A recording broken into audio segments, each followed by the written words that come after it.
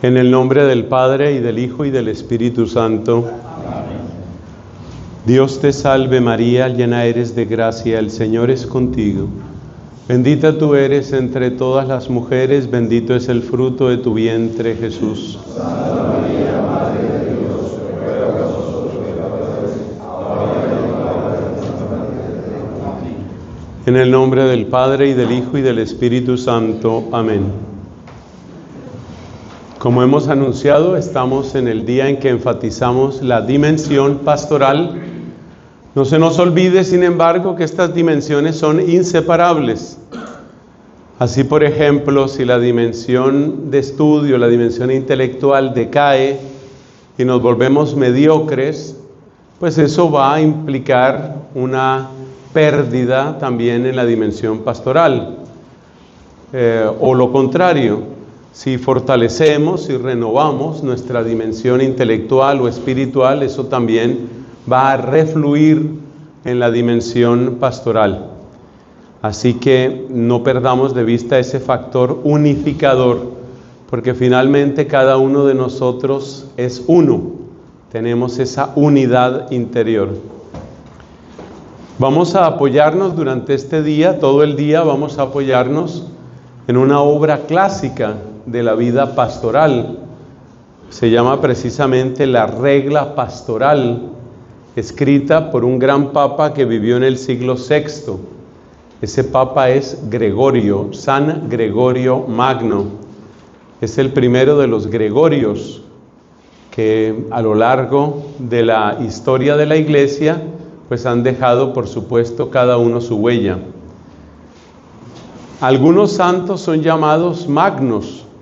Así, por ejemplo, tenemos a San León Magno, tenemos a San Alberto Magno, tenemos a Gregorio Magno. Ese título de Magno no es un título que otorgue oficialmente la Iglesia, sino más bien es algo que surge del clamor popular, es algo que se vuelve vox populi. Y uno puede ver por qué. En la historia de San León Magno, que vivió el siglo anterior a Gregorio del siglo VI, y León Magno es del siglo V. León Magno tuvo efectivamente obras grandes. Yo creo que aquí hay que dar un pequeñito contexto histórico que nos ayuda a entender en qué circunstancias fueron pastores hombres como León en el siglo V y Gregorio en el siglo VI. Sucede que estamos en el contexto del Imperio Romano, pero un Imperio Romano que ya ha colapsado en la parte occidental. En el año 300 y tanto, a comienzos del siglo IV, el emperador Constantino funda una ciudad, o mejor dicho, toma una antigua construcción y la embellece y la hace capital del imperio en la ciudad de Constantinopla. La llamamos así obviamente por el emperador Constantino. Constantinopla es la españolización de algo que sería como la polis de Constantino, la ciudad de Constantino. Entonces, a comienzos del siglo IV surge esa especie de segunda capital del Imperio Romano. Un siglo después de Constantino, en el año 410, uno de los bárbaros, un jefe bárbaro muy, llamémoslo así, muy grande en la vida militar, llamado Alarico, entra y quema, destruye la ciudad de Roma. Esto sucede en el año 410. Luego, en el año 455, entra otro de estos jefes visigodos, bárbaros, llega a las puertas de Roma. En ese momento era Papa León. Ese jefe bárbaro se llamaba Genserico. Y Genserico llega a las puertas de Roma. León Magno sale al encuentro de Genserico. La leyenda blanca dice que detuvo a Genserico. Eso solo es parcialmente cierto. Lo que sí es cierto es que Genserico tomó en serio al Papa, y es interesante porque Roma ya no era sino la sombra de lo que había sido. Acuérdate que 40 años atrás la había incendiado y destruido Alarico, o sea que lo que quedaba de Roma era como un cascarón, y ahí era Papa León Magno. Entonces León Magno sale junto con su clero como una especie de ejército de paz, sale al encuentro de Genserico, y gracias a la intercesión de León, Genserico no incendia la ciudad. Lo que sí hace de todas maneras es saquearla, se lleva lo que encuentra de valor, especialmente en oro y joyas. Pero todo el mundo tiene claro que León fue el que impidió la devastación de Roma, y esta es una de las razones por las que es considerado magno. La gente vio la influencia que podía tener el Papa delante de un jefe militar como era Genserico. Además, León Magno, pues sabemos que es el que envía, con motivo del concilio de Calcedonia, envía un documento a su hermano obispo, al también obispo pues de Constantinopla, que se llamaba Flaviano. Y ese documento, con motivo del concilio de Calcedonia, año 451, es uno de los documentos más importantes de la historia de la Iglesia. Algunos dicen que después de la Biblia no se ha escrito nada más importante que esa carta de San León Magno a su colega obispo Flaviano. ¿Por qué se hace ese elogio de ese escrito de León? Porque ese es el escrito en donde León funda lo que podríamos decir la cristología de todos los tiempos. Ahí es donde vienen las afirmaciones grandes sobre la verdadera y completa naturaleza humana de Cristo. Completa naturaleza. No es solo que Cristo tenga un cuerpo humano, sino que tiene alma humana. La verdadera y completa naturaleza humana de Cristo, la verdadera y completa naturaleza divina de Cristo, y la famosa expresión de León, sin mezcla ni confusión. Estas afirmaciones de León Magno vienen a convertirse como en el pilar fundamental de la cristología de todos los tiempos, y por eso esa afirmación de que no hay, después de la Biblia, un documento más importante que la carta de San León Magno a Flaviano, que es conocida también por su título en latín, el Tomus ad Flavianum. Tomus es como un librito. Ese documento se puede encontrar perfectamente en internet. En la ocasión de esa carta de León Magno a Flaviano es por un monje que era monofisita, un monje que no creía realmente en la humanidad de Cristo. Y ese era un monje que era un gran líder espiritual en un monasterio cerca de Constantinopla, que podríamos decir en el vecindario de Constantinopla. Ese monje era tenido como un santo en vida, se llamaba Eutiques. Y Eutiques era tenido como un santo en vida, un tremendo líder espiritual, pero enseñaba equivocadamente sobre Cristo. Entonces Flaviano le pide ayuda al Papa, le pide una palabra al Papa.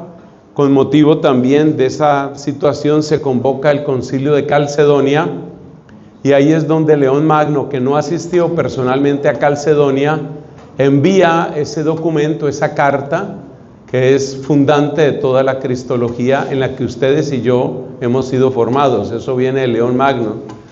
O sea que si usted analiza la labor pastoral de León Magno, que fue capaz de detener la devastación de Genserico, y al mismo tiempo es uno de los teólogos más iluminados de toda la historia de la Iglesia, pues uno dice razón que la gente lo llamaba León el Grande, León Magno. Hay una historia verídica, no es anécdota, de cómo cuando llegó la carta de León al concilio de Calcedonia, emocionados los obispos que asistían al concilio dijeron: Pedro ha hablado por la boca de León. Esa exclamación jubilosa de los obispos, que se sienten confirmados en la fe por el sucesor de Pedro, es también importantísima en la historia de la Iglesia, porque es una muestra de cómo el ministerio petrino es realmente sustento de la verdad de la fe en la Iglesia. Es decir, la figura del Papa en buena parte está configurada por León Magno. Este año, el 10 de noviembre, que es la fiesta de León Magno, cayó en domingo, como sabemos, pero vale la pena, entre las lecturas espirituales que usted quiere hacer hoy, lea usted el oficio de lectura del 10 de noviembre y se dará cuenta la conciencia que tenía León de la necesidad de fundamentar, de afianzar ese ministerio petrino. Bueno, ese es León Magno. León Magno realiza toda esa obra en una Roma que estaba decaída, que estaba devastada. Mientras tanto, Constantinopla se iba afianzando, Constantinopla iba creciendo y llegó a convertirse en lo que después llama la historia el Imperio Bizantino. Allá pues había, por supuesto, los emperadores de Oriente, ese es Imperio Romano de Oriente. Entonces uno se pregunta, bueno, ¿y la parte occidental del imperio qué? Pues los emperadores que ya ejercían su función desde Oriente, desde Constantinopla, tomaron una ciudad, una pequeña ciudad, relativamente pequeña, no Roma, sino otra ciudad llamada Rávena o Rávena creo que se pronuncia, ¿Rávena? Bueno, esa ciudad, disculpen que conozco las dos pronunciaciones, no sé cuál es la correcta, no estoy corto ahí. Vamos a decir aquí Rávena. En Rávena estaba, llamémoslo así, la sede administrativa del Imperio Romano de Occidente. Y el obispo de Rávena, de nombre Juan, le pide a Gregorio, un siglo después, un poco más de un siglo después, le pide a Gregorio que le dé pistas, cómo ser obispo, cómo ser pastor, ¿qué hago yo aquí? Por supuesto, esa ciudad de Rávena estaba cobrando una importancia muy grande, porque venía a fungir más o menos como capital del Imperio Romano de Occidente. Roma, repito, era un cascarón vacío. Donde fue Papa Gregorio, donde fue Papa León, eso era una cosa muy triste, muy devastada, con huellas de saqueos y de incendios. Pero ahí fueron papas ellos. Entonces este obispo Juan de Rávena o de Ravenna le pide esa ayuda a Gregorio, que es otro testimonio de la importancia del sucesor de Pedro. Y Gregorio, que tenía ya una fama bien ganada de predicador, dedica unos meses a la composición de lo que llamamos la regla pastoral. Esa regla pastoral es una de las obras más importantes del primer milenio, así como se oye, porque la regla pastoral fue el manual con el que se formaron los obispos durante siglos y siglos, y por supuesto que también nosotros, sacerdotes, o quienes son obispos en nuestra época, pueden siempre aprender muchísimo de la regla pastoral. La regla pastoral pues fue un documento que surgió a petición de este obispo de Rávena o de Ravenna. Gregorio le escribe. ¿Quién era este Gregorio? Gregorio era un hombre supremamente completo, es uno de los santos, como tantos que regala el Espíritu Santo, ¿no? Un santo muy completo. ¿Qué queremos decir con esto? Que Gregorio tenía tres cualidades que no suelen ir juntas. Él era un gran administrador.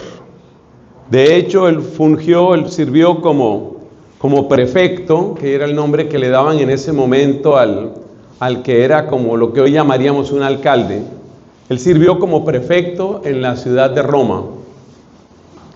O sea que tenía unos dotes de administrador y una claridad sobre los problemas prácticos, las situaciones civiles, las discusiones jurídicas y sobre todo manejar escasez, porque, repito, Roma era realmente una sombra triste de lo que había sido en otras épocas. Estamos en el siglo VI.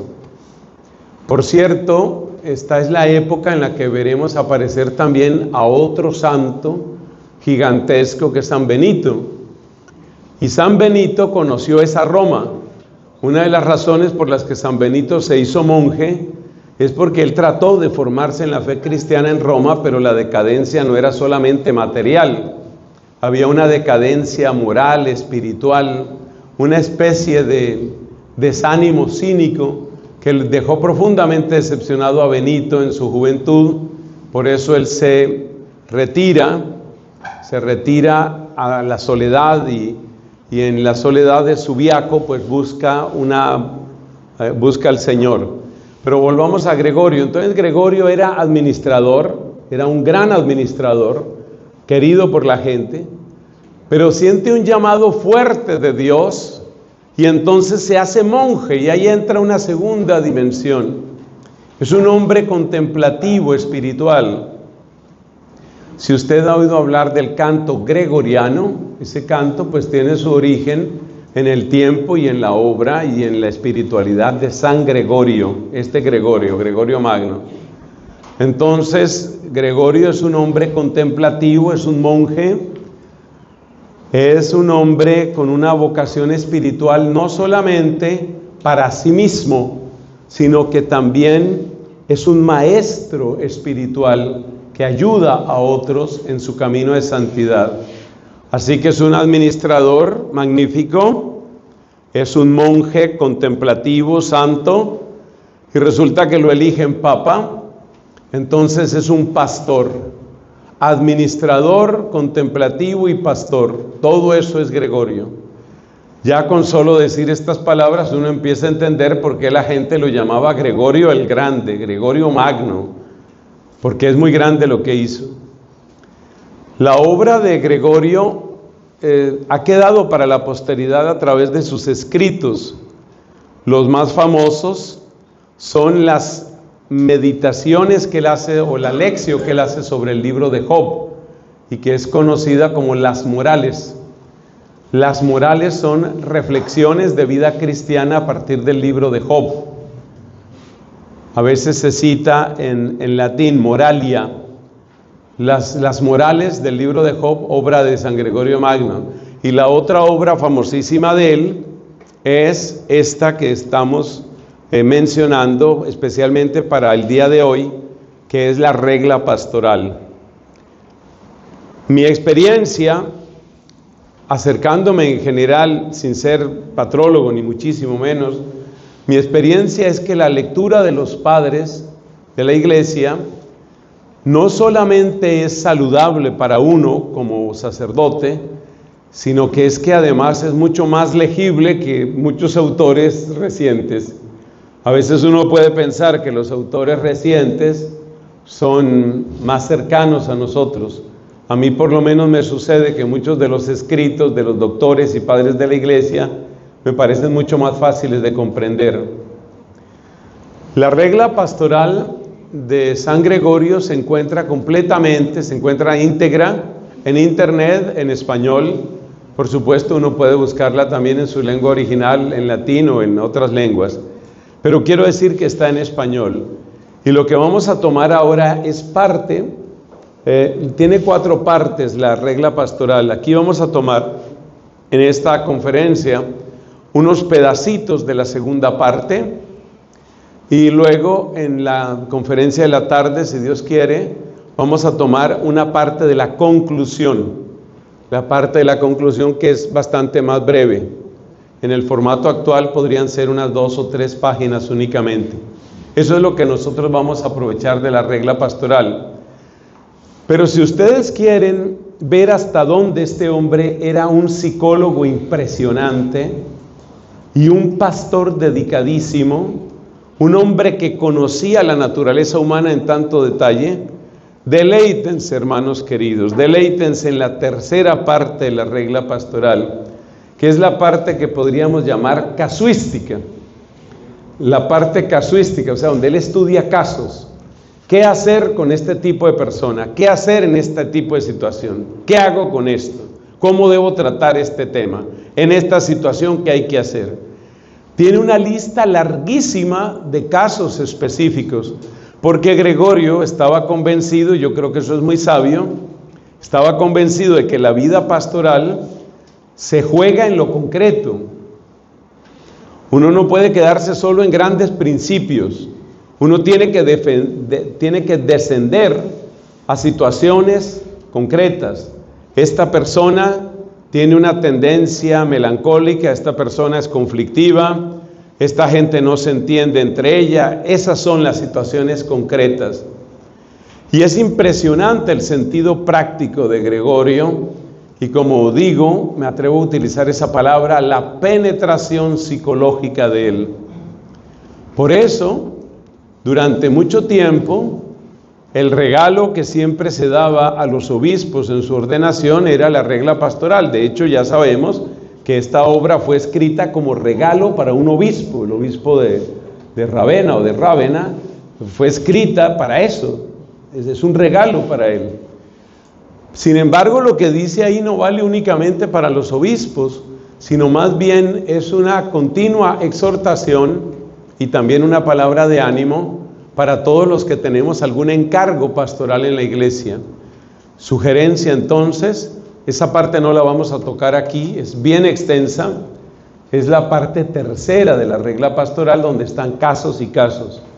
Si usted pone en cualquier buscador de internet, entre comillas, regla pastoral, Gregorio Magno, ahí encuentra, hay 2 o 3 versiones en español en distintos formatos. Incluso me parece que hay una versión en PDF que usted la puede bajar a un lector de libro electrónico si ese es su gusto, si esa es su preferencia. Una última cosa que quiero decir sobre Gregorio Magno y su regla pastoral es que Gregorio nos enseña a ver la pastoral de un modo diferente. ¿En qué sentido diferente? Es una pastoral que brota desde el corazón. Es decir, es una pastoral que empieza por el trabajo que el pastor tiene que hacer dentro de sí mismo. La idea que tiene San Gregorio Magno es que en la medida en que el pastor trabaja en sí mismo y prepara su corazón para ser instrumento del amor, de la sabiduría y del poder divino, ahí se vuelve pastor. Dicho de otra manera, la pastoral en la que cree San Gregorio Magno es la pastoral de la transformación interior. No tanto es pastoral de destrezas, de estrategias, de métodos. Por supuesto que los métodos son necesarios, los planes pastorales son necesarios. Hace unos meses el Papa Francisco hablaba sobre esto de los métodos y decía que hay que tener cuidado, no sea que la mucha organización reseque el corazón.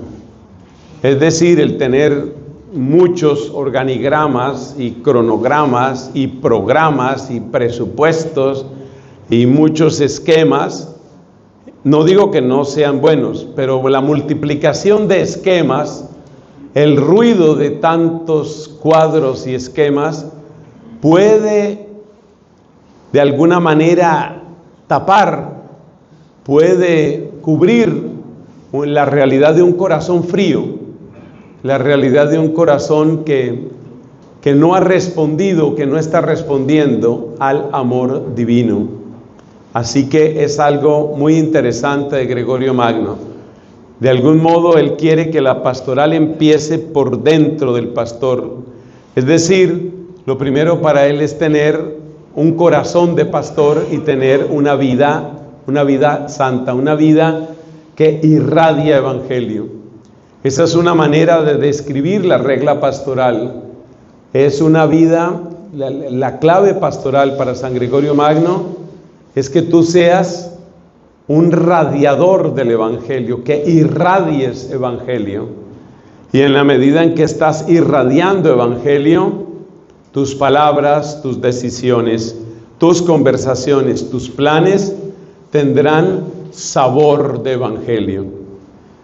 Uno de los obispos de nuestra querida Colombia, un hombre también joven, el señor obispo de Palmira, está publicando en sus redes todos los días, publica una pequeña reflexión sobre las lecturas, concretamente sobre el evangelio, y él ha llamado a eso sabor de evangelio, sabor de evangelio. Entonces la idea de Gregorio va por ese lado. Si estás enamorado del Evangelio, si quieres vivirlo, primero vivirlo tú, entonces lo irradias. Es una pastoral de irradiación, no es una pastoral simplemente de estrategias, destrezas, metodología. Podríamos decir, y aquí veo yo de nuevo la providencia divina, que va exactamente en la línea de lo que estamos leyendo y la carta encíclica del Papa Francisco. Toda esa espiritualidad del corazón, entendida por supuesto de una manera profunda, no simplemente sentimental, aunque lo sentimental es importante, pero más allá de lo simplemente sentimental, la pastoral del corazón significa que el Evangelio ha arraigado en mí, el Evangelio se ha arraigado en mí, el Evangelio está sucediendo en mí, y cuando el Evangelio sucede en mí, yo lo irradio. Bueno, vamos a tomar entonces de la segunda parte de la regla pastoral, la descripción, hoy llamaríamos el perfil de un buen pastor.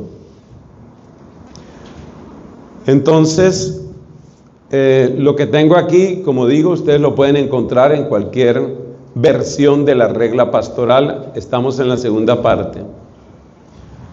Dice este santo doctor de la iglesia: es necesario que el pastor, él no utiliza la palabra pastor exactamente, la palabra que él más repite en su escrito es la palabra prelado, que ya casi no se utiliza en nuestra lengua. La palabra prelado viene del latín y quiere decir literalmente el que está puesto al frente. Ese es el prelado. Hay palabras muy semejantes en latín. De hecho, prefecto, prepósito, prelado tienen significados muy parecidos, el que está puesto al frente. Entonces no les extrañe si ustedes encuentran muchas veces en la regla pastoral la palabra prelado. Para nosotros es un poco más cercana a la palabra pastor. Es necesario que el prelado pondere atentamente la obligación que le incumbe de observar una conducta intachable, aquel en cuyo honor el pueblo toma el nombre de rebaño. Debe ser, entonces aquí empieza el perfil del pastor. Nosotros diríamos, en este contexto, el perfil de un buen sacerdote. Debe ser limpio en sus pensamientos, señalado, esa es una traducción, tal vez nosotros diríamos destacado en su conducta, discreto en su silencio, aprovechado en sus palabras, pronto a compadecerse de cada uno, más elevado que todos en la contemplación, amigo por su humildad de los que obran bien, severo en su celo por la justicia con los vicios de los pecadores, sin que las ocupaciones exteriores amengüen su vigilancia interior, ni los cuidados de la vida interior le lleven a abandonar la dirección de los negocios exteriores. ¡Qué perfil tan bárbaro! Lo leo de corrido. Yo por lo menos me quedo así como asombrado, como un poco estupefacto. Todo lo que sería el perfil de un buen sacerdote, de un buen obispo. Limpio en sus pensamientos, destacado en su conducta, discreto en su silencio, aprovechado en sus palabras, pronto a compadecerse de cada uno, más elevado que todos en la contemplación, amigo por su humildad de los que obran bien, severo en su celo por la justicia con los vicios de los pecadores, sin que las ocupaciones exteriores amengüen su vigilancia interior, ni los cuidados de la vida interior le lleven a abandonar la dirección de los negocios exteriores. tú te das cuenta que el que está hablando aquí es una persona que tiene una visión 360 grados. Este es un pastor fantástico, San Gregorio Magno. Él se da cuenta que se necesita una complementariedad. Las 3 palabras claves, me parece, para acercarse a San Gregorio son estas. Primero, él cree en la complementariedad. Por ejemplo, donde dice, hay que saber ser compasivo en ciertos momentos, severo en otros momentos. Complementariedad. Hay que saber callarse cuando hay que callarse, hay que hablar cuando hay que hablar. Entonces hay una complementariedad, ese es un elemento clave. Otro elemento clave que nos da Gregorio es la lectura de las circunstancias que va unido a la complementariedad. Es decir, esta persona que necesita una palabra fuerte o necesita una palabra de consuelo. Esta persona que necesita una palmada en la espalda y una felicitación, o necesita tal vez una exigencia porque hay un bien grande que ha dejado de hacer. La idea que tiene Gregorio es que uno no debe quedarse con ninguno de los extremos. Es decir, una persona, hablando de un obispo, de un sacerdote, vamos a decir aquí sacerdote, un sacerdote no puede estar en tónica simplemente de agradar todo el tiempo, pero tampoco puede estar en tónica de regañar todo el tiempo.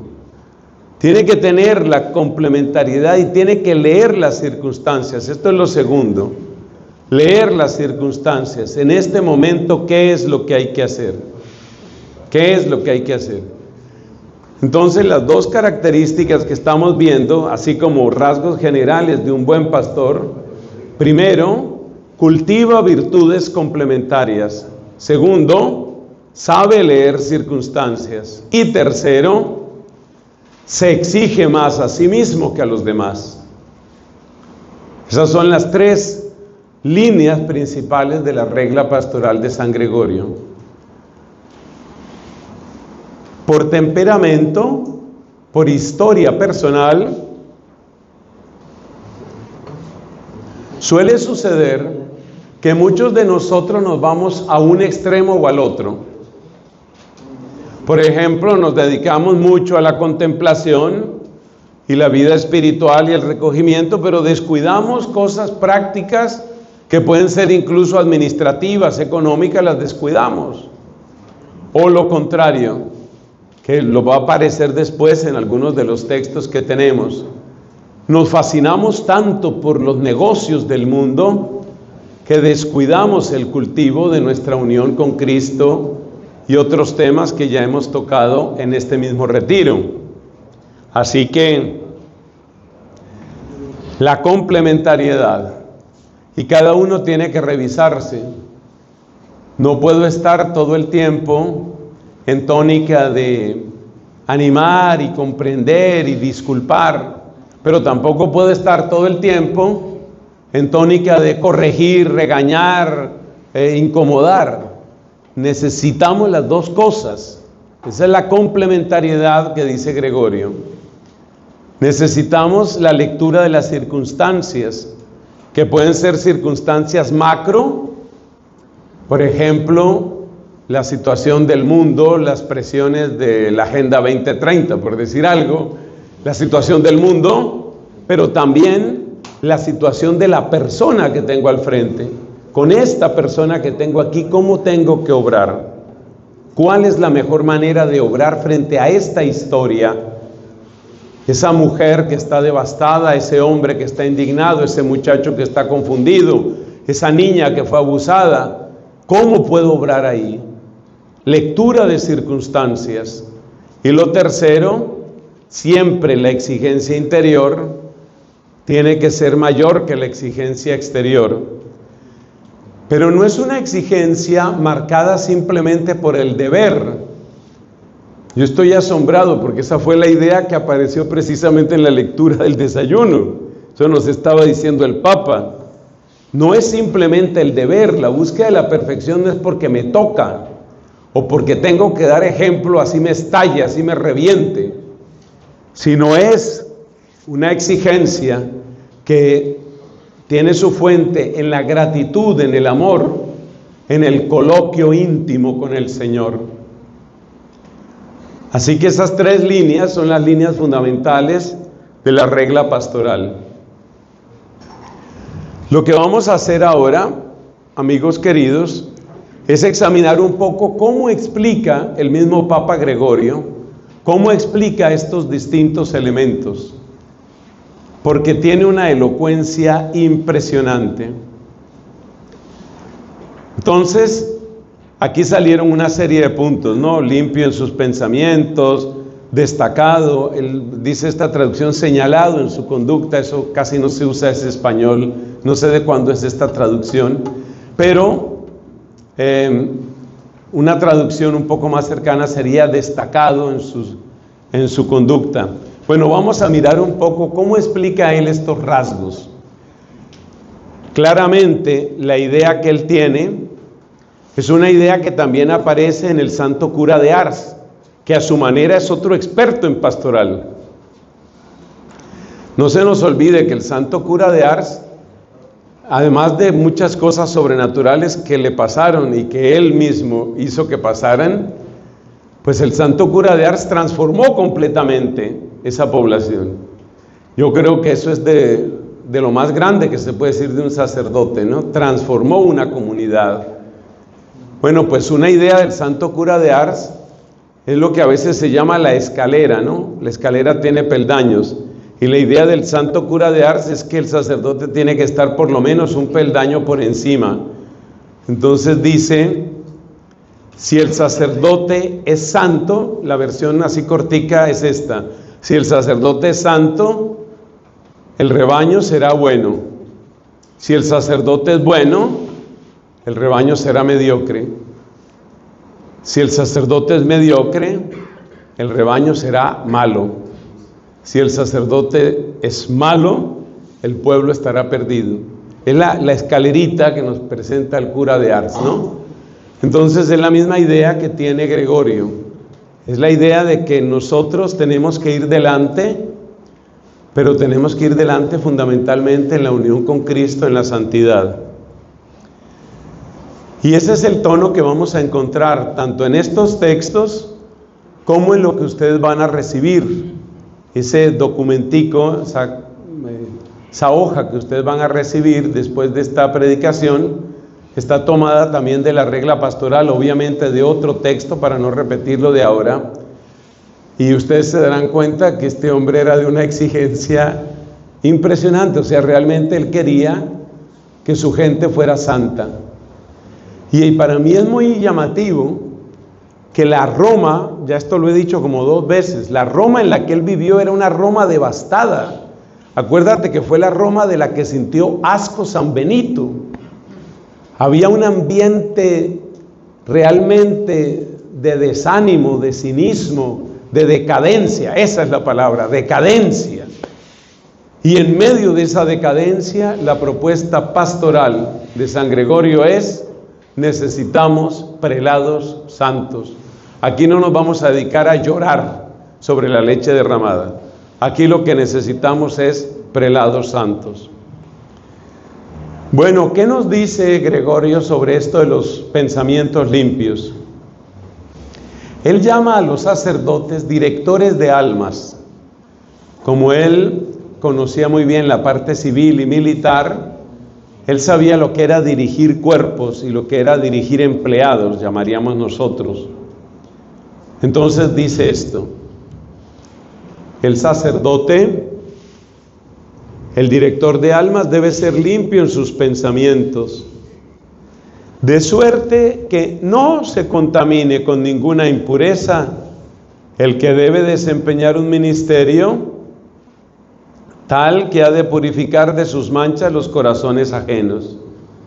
El razonamiento de Gregorio aparece en la siguiente frase: es menester que procure estar limpia la mano que se dispone a quitar la suciedad. Que esté limpia la mano que va a quitar la suciedad de otros. De otro modo, manchará todo lo que toca. El sacerdote que no tiene limpio su pensamiento, que no tiene limpio su corazón, manchará todo lo que toca, si al pretender quitar la inmundicia está inmunda ella misma la mano. Una mano sucia ensucia lo que toca. Tú eres mano de Dios. Entonces, tu mano, tu cuerpo, tu pensamiento ha de estar limpio, de manera que puedas ayudar a quitar la suciedad y no vaya a suceder que estés ensuciando todo lo que tocas. Y trae esta comparación muy bonita. Esa es otra de las cualidades de Gregorio, que él realmente aprovechó a fondo sus años en el monasterio. La abundancia de citas bíblicas que hay en los escritos de Gregorio Magno nos habla de una persona que realmente, como se dice en este país, hizo la tarea. El hombre leía, oraba, meditaba, aprendía. Entonces mira lo que toma de Isaías para hablarnos de la limpieza interior. Por esto manda el Señor por boca del profeta: purificaos vosotros, los que traéis los vasos del Señor. Eso está en Isaías 52:11. Y comenta Gregorio: llevan los vasos del Señor los que han recibido la misión de guiar las almas bajo su custodia a la patria eterna. Miren bien cuán limpios deben ser los que han de llevar al templo de la eternidad esos vasos vivos en el regazo de su propia responsabilidad. Entonces Gregorio hace una lectura alegórica muy linda de Isaías 52. Allá se dice: purifíquense los que llevan los vasos del Señor. Entonces dice Gregorio, ese es el sacerdote, los vasos son las personas que están bajo nuestro cuidado. ¿Por qué se les llama vasos? Porque cada uno de ellos tiene sus propios tesoros, ante todo el tesoro de la sangre que fue derramada por ese cristiano, por esa cristiana. Entonces, es un vaso precioso. Un razonamiento parecido utilizaba San Carlos Borromeo cuando les hablaba a los sacerdotes, que es lo que está en el oficio de lectura del 4 de noviembre, y les decía: cuando estés tratando a las personas, recuerda con qué sangre fueron lavadas. Entonces, cada persona es un vaso precioso. Y ese vaso precioso yo lo tengo que llevar con cariño, con respeto, con amor, para que llegue al templo del Señor. Y el templo del Señor finalmente no es Jerusalén. El templo del Señor es la bienaventuranza eterna. Por supuesto, esta clase de pensamientos hacen que tratemos a las personas con una combinación de cariño y de pureza, que es exactamente lo que se espera del sacerdote. Porque toda falta de pureza, toda impureza con otra persona, sea hombre o mujer, toda impureza es un olvido del precio que tiene esa persona, cuánto le costó a Dios, con cuánto amor la creó y con cuánto amor sobre todo la redimió. Entonces debe ser limpio en los pensamientos. Siguiente punto: destacado en la conducta, que esta traducción dice señalado en su conducta. Entre paréntesis, los textos que he escogido aquí, yo le pasaré el enlace de esta página, vamos a llamar la página, es un servicio que se llama Evernote. Le voy a pasar el enlace de esta página a nuestro arzobispo para que lo pueda repartir a todos. Entonces, señalado en su conducta, mira cómo lo razona San Gregorio: sea el que gobierna las almas dechado de los demás en sus obras, señalando a los súbditos con su conducta el camino de la vida, de suerte que el rebaño, imitando las costumbres y escuchando la voz de su pastor, camine más bien llevado por sus ejemplos que por sus palabras. Tu primera pastoral es la manera como vives. Claro está que aquel que por deber de su ministerio está obligado a hablar de sublimes verdades, está obligado también a dar sublimes ejemplos. Qué tono tan, digamos, tan profundo, tan exigente. Dar sublimes ejemplos, sublimes ejemplos.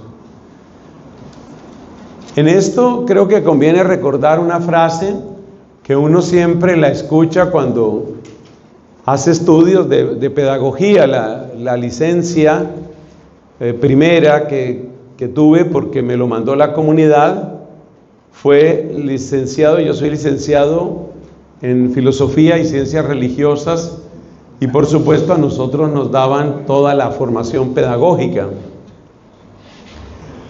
Y en la formación pedagógica hay una frase que es muy conocida, ¿no? Y es que el buen profesor enseña, el profesor magnífico inspira. Inspira. Y yo creo que eso tiene que ver con esto de la conducta. Nosotros estamos llamados no solamente a ser gente que enseña, que ya es gran cosa que tengamos sana doctrina en nuestras palabras, pero nosotros inspiraremos con nuestra conducta, con nuestra manera de vivir. Lo que sigue es lo del silencio y las palabras.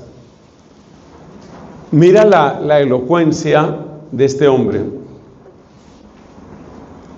Para que no calle lo que ha de decir, ni diga lo que ha de callar, el director de espíritu debe ser prudente en su silencio y aprovechado en sus palabras. Probablemente nosotros diríamos útil en sus palabras, de provecho en sus palabras. Prudente en su silencio, no todo hay que decirlo, aprovechado en sus palabras. Una frase que le gustaba mucho a San Francisco de Asís y que es del libro de los Proverbios dice: en el mucho hablar no faltará pecado. Entonces hay que ser prudente en el silencio y de provecho en las palabras. Así como quien profiere una expresión imprudente puede ser causa de engaño, también el que guarda un silencio indiscreto, es decir, sin discernimiento, puede inducir a error a aquellos a quienes debiera instruir. Hable cuando tiene que hablar, cállese cuando se tiene que callar. Con frecuencia, ciertos superiores mal avisados, por temor de perder el favor de los hombres, no se atreven a hablar libremente de lo que es justo y según expresión de la eterna verdad, no desempeñan el oficio de buenos pastores en la guarda de sus rebaños, sino el de mercenarios. No son pastores sino mercenarios, pues al ver llegar al lobo huyen a esconderse en un culpable silencio. Entonces hay que tener cuidado, porque así como hay un silencio prudente, también hay un silencio miedoso, un silencio cobarde. El silencio cobarde no solamente sucede por amenazas, digamos agresiones, posibles agresiones. El silencio culpable también sucede, por ejemplo, por no desagradar, por no perder una amistad, por no incomodar, sabiendo que algo teníamos que decir. Y eso es difícil, ese equilibrio es difícil, porque también hay que pensar cuál es el mejor momento de hablar. No se trata de hablar porque me estoy ahogando. En este sentido siempre cito a ese gran maestro de maestros que era San Juan Bosco. ¿Cómo les dice San Juan Bosco a sus salesianos, a sus compañeros de misión? Les dice: cuando vayas a hablar, cuando vayas a corregir, que no sea por desahogarte. El que habla para desahogarse, poco corrige y mucho daña. Porque cuando uno habla por desahogarse, el interés está puesto en uno mismo, en el deseo de sentirse precisamente menos ahogado. Entonces el interés está en usted. Usted está tratando de sentirse mejor. Y en la medida en que el interés está en usted, usted no está amando al prójimo. Y la palabra que se dice con amor no cosechará bien, no cosechará bondad, cosechará rebeldía.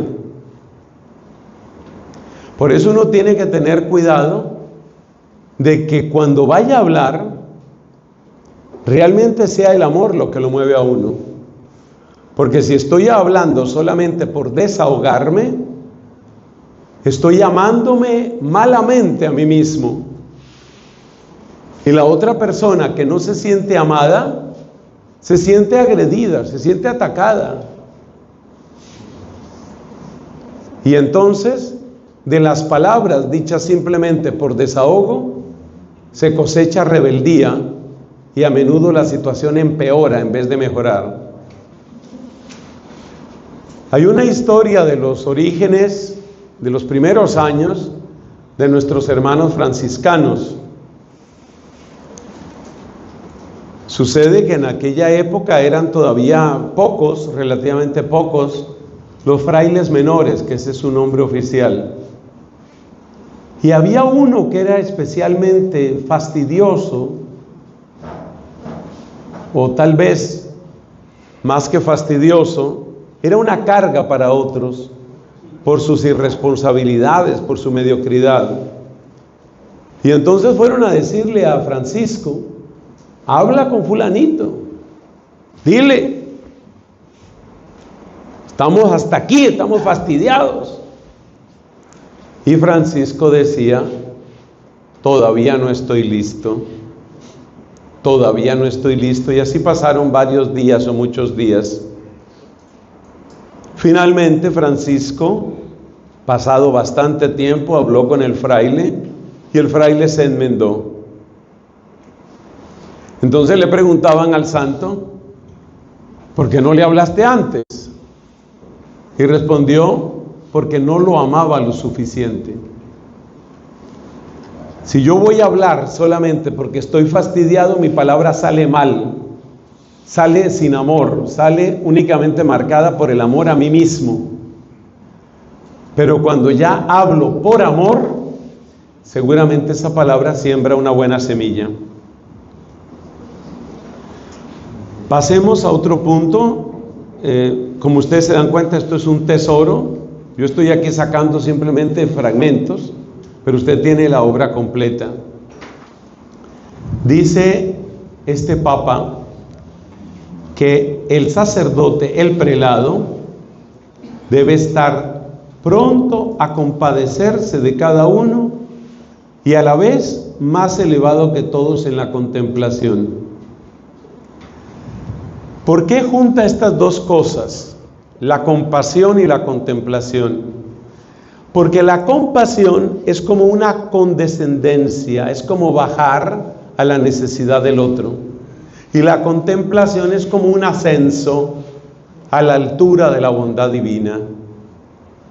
Entonces, según Gregorio, hay que saber complementar las dos cosas: compasión y contemplación. Estas son las palabras que dice: ha de hallarse el director de almas al nivel de los fieles por su compasivo corazón y por encima de los fieles en su espíritu de contemplación. Qué expresiones tan precisas. Al nivel de los fieles por su compasivo corazón, consciente de que no somos mejores que nadie, y si en algo pudiéramos ser mejores, está la frase de San Pablo: ¿qué tienes que no hayas recibido? Catalina de Siena decía: yo soy la que no soy, porque no me he dado el ser a mí misma. Yo soy la que no soy, pero después completó la frase y decía: yo soy nada con pecado encima. Esa humildad nos hace próximos a los que están pasando sus propias miserias, sea por responsabilidad propia o ajena. Nos dice San Gregorio: el prelado ha de hacer suyas las penas y dolencias de los demás con la blandura de sus entrañas. La gente tiene que encontrar en nosotros entrañas misericordiosas, compasivas. El verbo de la compasión en los evangelios es un verbo difícil de pronunciar, splagnizomai, que literalmente lo que significa es conmoverse en las entrañas. Y en los evangelios aparece ese verbo varias veces. Y hay traducciones de la Biblia que literalmente dicen eso. Que Jesús dice, por ejemplo, se conmueven mis entrañas. En hebreo, una de las palabras preferidas para hablar de misericordia es la palabra rahamín. Y la palabra rahamín está conectada con la palabra hebrea para decir la matriz, el útero, que es, por supuesto, lo más íntimo de la mujer, pero que también es el lugar donde brota la vida. Eso es muy bello.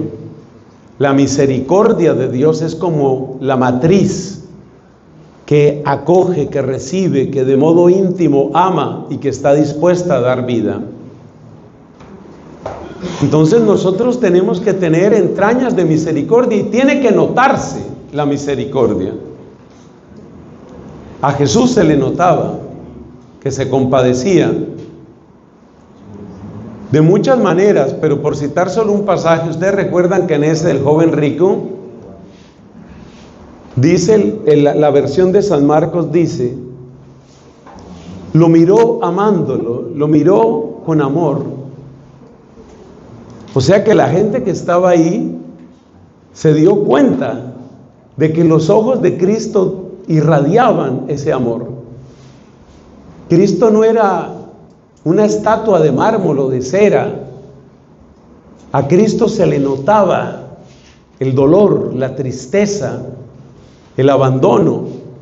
Cuando iba de camino a Jerusalén y vio de lejos la ciudad, rompió en llanto. La gente se dio cuenta. Estaba llorando el maestro.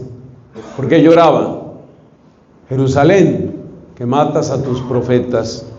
¿Cuántas veces quise reunir a tus hijos dentro de ti como la gallina reúne a los pollitos y tú no quisiste? Entonces, la misericordia se tiene que notar, y no la misericordia general, sino la misericordia con la persona que estoy hablando, que estoy tratando, ese hermano de comunidad, ese hermano en el presbiterio, ese hermano en la parroquia, ese compañero sacerdote.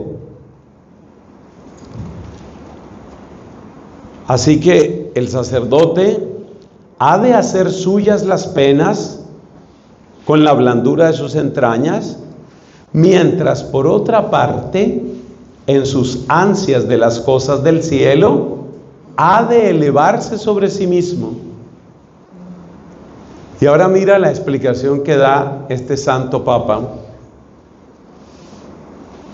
De modo que ni por elevarse desprecie las penalidades de sus prójimos, ni por aliviar las penas de sus prójimos abandone la altura de sus pensamientos. ¿Te das cuenta de la complementariedad que decíamos?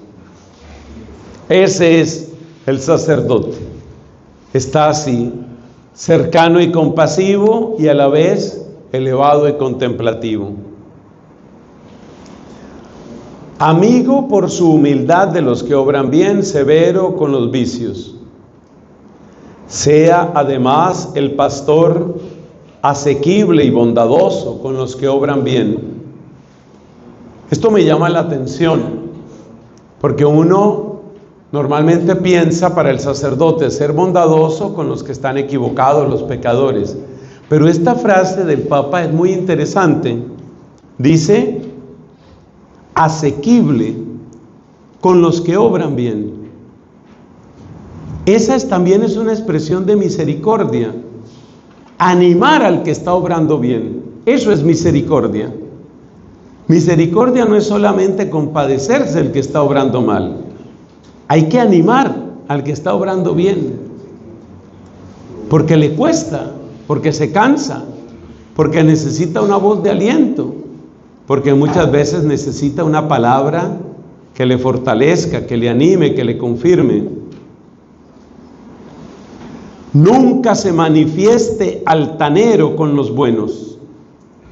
Nunca altanero con los buenos. Haga pronto uso de su autoridad cuando lo exijan los desmanes de los malos. Si ves la complementariedad, no tiene que ser tan suave con el pecador, tan amable con el pecador, tan capaz de animar al que va bien y al mismo tiempo capaz de reprender y corregir al que va mal. Aquí nos habla de lo exterior y de lo interior. Es el último texto que deseo compartir con ustedes en esta oportunidad. Hay algunos que, olvidándose de que son prelados precisamente para atender el alma de sus hermanos, se engolfan con todos los bríos de su espíritu en los negocios mundanos.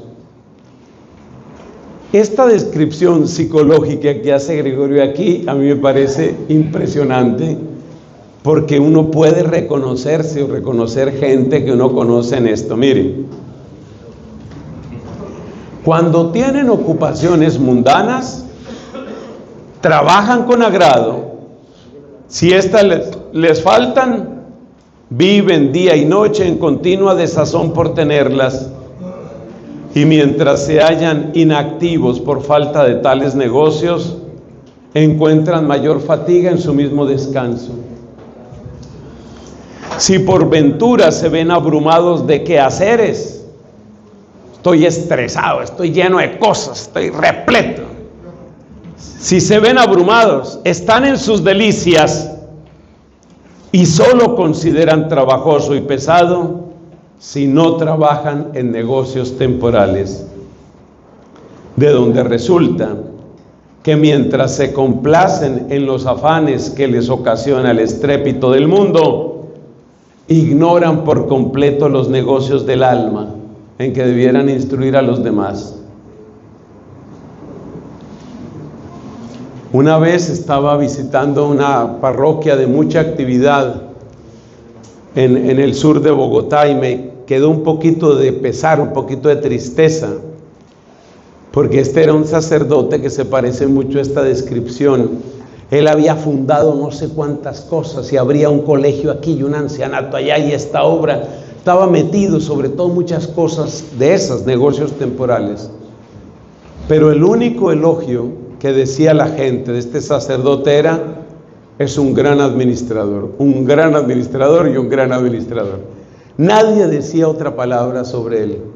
Ni es un buen padre, ni un buen confesor, ni la liturgia, ni la celebración, ni la dirección de nadie. Lo que es una máquina de producir impresionante este señor. Pero San Gregorio también nos corrige el otro extremo. Acuérdese que él siempre está mirando los dos extremos. Otros hay que caen en el extremo opuesto. Cuidan, sí, de su rebaño, pero de tal modo se entregan a sus propios asuntos espirituales que se niegan absolutamente a tratar de ningún asunto temporal, y así, descuidando por completo las cosas materiales, no satisfacen debidamente todas las necesidades de sus subalternos. Y mira la consecuencia.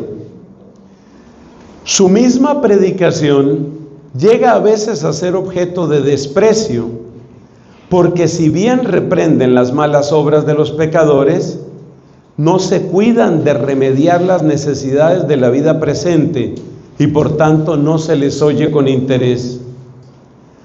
Las solas palabras y consejos no llegan hasta el corazón de los pobres. Qué impresión este hombre, ¿ah? Siglo VI. Y él sabía de pobreza. Pobreza de los laicos y pobreza de los monasterios. Impresionante. Acuérdese que era una época de desolación, como dijimos antes, de decadencia. Entonces dice, las solas palabras y consejos no llegan al corazón de los pobres si no van acompañadas por la mano de la misericordia. Y solo brota fácilmente la semilla de la palabra cuando la caridad del predicador derrama su piadoso riego en el alma de los oyentes. Por eso es indispensable que el director de almas, para hacer penetrar las cosas espirituales, proporcione también bienes materiales. Qué sentido práctico el de este hombre, qué impresión. Uno se da cuenta que ahí está hablando uno que fue administrador a gran escala. Él administraba la pobreza de lo que era Roma, pero también un monje enamorado de las cosas de Dios. Es un santo muy grande, y con la bondad de Dios continuaremos en nuestra meditación de la tarde. Continuaremos con algunos consejos que él da, todo en torno a la humildad, que es la conclusión de la regla pastoral. Gloria al Padre, al Hijo y al Espíritu Santo.